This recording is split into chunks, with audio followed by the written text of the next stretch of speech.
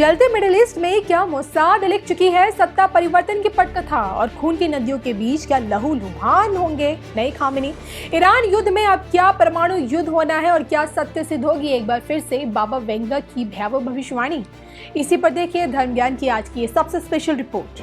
भारत से 7 समुद्र पार बुल्गारिया से जिस नाम की गूंज चहुं दिशाओं में आज भी सुनाई देती है वो है बाबा वेंगा, जिन्हें देखिए दुनिया भविष्यवक्ता के तौर पर सुनती भी आई है, देखती भी आई है। और सोचिए ना कि जिंदगी भर एक फकीर का जीवन जीने वाली बाबा वेंगा के बारे में लोग ये बताते हैं कि उनका बचपन आम बच्चों की तरह बिल्कुल नहीं बीता। उनकी जिंदगी में एक ऐसा तूफान आया जिसमें उनकी आंखों की रोशनी हमेशा के लिए चली गई। 12 साल की उम्र में ही उनकी खुशहाल जिंदगी में हमेशा के लिए अंधेरा छा गया। लेकिन इसे आप कुदरत का करिश्मा कहें या फिर किस्मत, बाबा वेंगा की ब्लैक एंड व्हाइट दुनिया को कलरफुल बनाने का काम उनके अंदर की भीतरी ताकत ने किया। मन की आंखों से बाबा वेंगा वो सब कुछ देखने लगी जो भविष्य में होने लगा था। दुनिया में सोचिए क्या चल रहा है, आसपास क्या हो रहा है। ना टेलीविजन देख सकती थी, ना ही रेडियो भी ढंग से नहीं सुनती थी, फिर भी अगले पल में क्या होने वाला है इसका आभास बाबा वेंगा को तुरंत हो जाया करता था। धीरे धीरे वो लोगों से देखिए जो बातें करने लगी, जो कुछ भी वो बताने लगी, वो वास्तविक दुनिया में होने लगा। बाबा वेंगा के चाहने वाले ये दावा आज भी करते हैं कि बाबा वेंगा इस बात की भविष्यवाणी पहले कर चुकी थी कि सोवियत संघ टूटेगा, अमेरिका में 9/11 जैसा आतंकी हमला होगा, 2004 में सुनामी आएगी, 44वें अमेरिकी राष्ट्रपति अश्वेत होंगे और रूस का एक शहर पानी से पूरी तरह से ढक जाएगा और कई देशों पर प्राकृतिक आपदाओं का खतरा हमेशा बना रहेगा।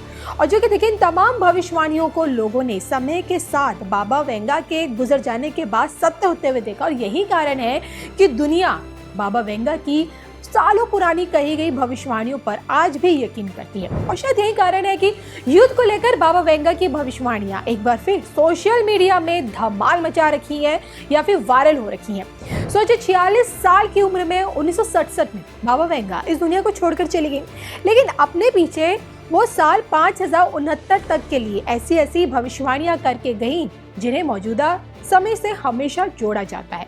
लेकिन क्या भी बात जानते हैं कि युद्ध को लेकर बाबा वेंगा की भविष्यवाणियों में जिन चीजों का जिक्र हमेशा मिलता आया है वो अभी की वास्तविक तस्वीर में साफ नजर आ रही है। युद्ध पर बाबा वेंगा की भीषण भविष्यवाणी, ईरान युद्ध से विश्व युद्ध की गूंज, कयामत में दुनिया लहूलुहान। देखिए सिर्फ धर्म ज्ञान। बाबा वेंगा की भविष्यवाणियों में अगर चीन के महाशक्ति बनने का जिक्र है तो वहीं परमाणु युद्ध का भी स्पष्ट उल्लेख है। बाबा वेंगा के हवाले से आज भी ये दावा किया जाता है कि 2043 तक यूरोप में इस्लाम पूरी तरह से स्थापित हो जाएगा। तो वहीं युद्ध में जैविक हथियारों से लड़ा जाएगा जिसमें मानव जाति का भीषण संहार होगा। दुनिया के पूर्वी क्षेत्र में बड़ा और बहुत ही विनाशकारी युद्ध छिड़ेगा और धीरे धीरे यही जंग पूरी दुनिया में फैल जाएगी। इस युद्ध की वजह से पूरी वैश्विक शक्ति उलटफेर हो सकती है और बड़े पैमाने पर विनाश, जनहानि, ये इन सारी चीजों का नुकसान होगा। ऐसा बाबा वेंगा की भविष्यवाणियों के हवाले से कहा गया है। सौभाग्य की बात यह है कि बाबा वेंगा के हवाले से अनेकों भविष्यवाणियां की गई हैं, होती भी आई हैं और जिसका देखिए कई बार कोई आधार भी नहीं मिलता और कुछ लोगों द्वारा भी बुनी गई भविष्यवाणियां हैं जिसपे बाबा वेंगा का नाम लिया जाता है। लेकिन युद्ध होने और वो भी परमाणु, इसका जिक्र बाबा वेंगा की सच्ची या फिर कहीं वास्तविक भविष्यवाणियों में हमेशा मिला है और इन्हीं भविष्यवाणियों की हकीकत फिलहाल मिडिल ईस्ट में दिख रही है। ईरान इजराइल के बीच छिड़ी जंग से मिडिल ईस्ट पिछले सोचिए 25 दिनों से जल रहा है और जंग की यही आग तभी जाकर बुझेगी जब तक कि ईरान में तख्ता पलटना हो जाए और जिसकी भविष्यवाणी इस वक्त खुद इजराइल की मोसाद कर रही है। युद्ध के 3 हफ्ते बीत जाने के बाद भी अमेरिकी और इजरायली इंटेलिजेंस का यही मानना है कि ईरान कमजोर जरूर हुआ है लेकिन अभी भी टिका हुआ है और इन्हीं सबको देखते हुए मोसाद इस बात की भविष्यवाणी कर रहा है कि तेहरान में सत्ता परिवर्तन में 1 साल तक का वक्त लग सकता है। मतलब जंग अभी खत्म बिल्कुल नहीं होने वाली है बल्कि इस चिंगारी को अभी और हवा दी जाएगी। अब देखा जाए तो देखिए इस खूनी संघर्ष में सऊदी अरब, यूएई जैसे बड़े बड़े जो अरब देश हैं वो भी इसमें कूदने को तैयार बैठे हैं। अरब देशों में भड़के युद्ध की यही चिंगारी अब आग का गोला बनती जा रही है और इससे यूरोप और एशियाई देश भी अछूते नहीं रहेंगे। और जो कि देखिए ईरान के परमाणु कार्यक्रम को अपने अस्तित्व के लिए खतरा मानकर इजराइल ने इस युद्ध का आगाज किया और जिस कारण विश्व युद्ध के हालात अब पनपने शुरू हो गए हैं, यानी कि परमाणु युद्ध की भी आशंका अब बढ़ने लग गई है। लेकिन क्या सत्य में ऐसा होने वाला है? खासकर बाबा वेंगा की भविष्यवाणियों में जिस परमाणु युद्ध का जिक्र हमेशा से किया जाता है, क्या उसकी वास्तविक तस्वीर अभी देखी जा सकती है? इस पर आप क्या सोचते हैं? गहराई से कमेंट करके बताइएगा जरूर।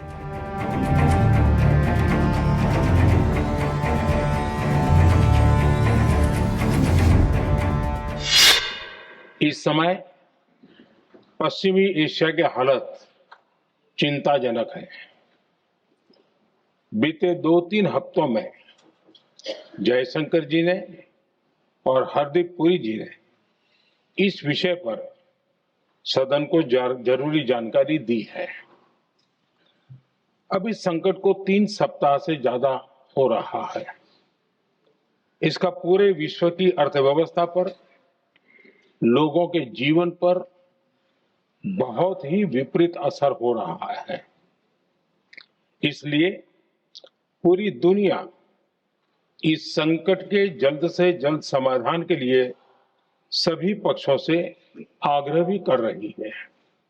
अध्यक्ष महोदय, भारत के सामने भी इस युद्ध ने अप्रत्याशित चुनौतियां खड़ी कर दी हैं। ये चुनौतियां आर्थिक भी हैं, नेशनल सिक्योरिटी से जुड़ी भी हैं और मानवीय भी हैं। युद्धरत और युद्ध से प्रभावित देशों के साथ भारत के व्यापक व्यापारिक रिश्ते हैं। जिस क्षेत्र में युद्ध हो रहा है वो दुनिया के दूसरे देशों के साथ हमारे व्यापार का भी एक महत्वपूर्ण रास्ता है।